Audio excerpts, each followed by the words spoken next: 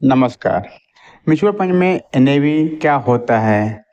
NAV होता है net asset value.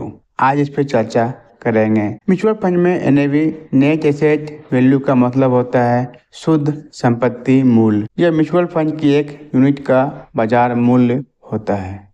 NAV यह दर्शाता है कि फंड की कुल संपत्ति में से कुल देनदारियों को घटाने के बाद प्रति यूनिट कितना मूल्य बचता है। एनएवी की गणना कैसे की जाती है? एनएवी की गणना के निम्न सूत्र है। फंड की कुल संपत्ति माइनस फंड की कुल देनदारी बटा फंड के बकाया यूनिट्स की कुल संख्या। इसको जब सॉल्व करेंगे एनएवी प्राप्त होगा। फंड की कुल संपत्ति, इसमें फंड द्वारा निवेश किए गए सभी शेयर, बॉन्ड, कैश, अन्य संपत्तियों का मूल्य शामिल होता है।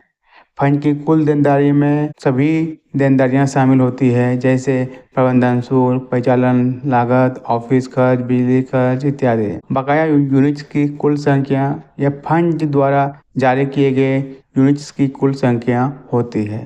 उदाहरण में मान लीजिए किसी म्यूचुअल फंड की कुल संपत्ति 100 करोड़ है और उसकी कुल देनदारियां 5 करोड़ है।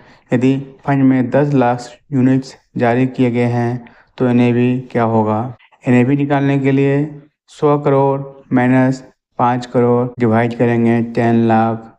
इसको जब सॉल्व करेंगे तो आपकी कीमत आएगी 950 रुपीज़, यानी कि एनएवी होगा 950 रुपीज़। एनएवी का महत्व।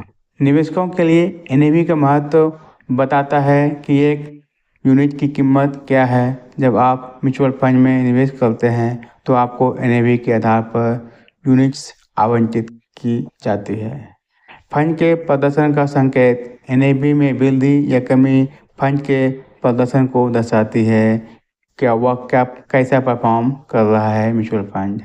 हालांकि एनएवी के अकेले फंड के प्रदर्शन का पूरा मापदंड नहीं होता है, लेकिन एनएवी के आधार पर ही पता चलता है कि वो फंड कितना % रिटर्न दे रही है, कितना % का उसमें से लॉस हो रहा है। इसलिए म्यूचुअल फंड में निवेश करने से पहले अपने फाइनेंशियल एडवाइजर से सलाह लें। यहाँ पे जो बताया जा रहा है केवल एक एजुकेशन पर्पस के लिए